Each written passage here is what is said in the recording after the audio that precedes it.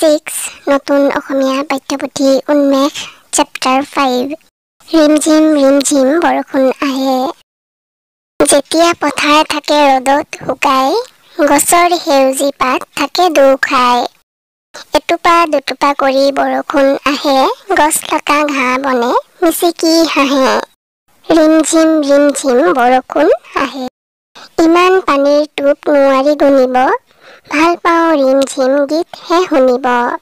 লগে লগে নাচি নাচি পূবালী বতাহে, আমাৰ লগত যেন পাতেহি কথাহে। ৰিমঝিম বৰষুণ নাহে, ডাৱৰে উফন্দ পাতে বিজুলীয়ে হাঁহে।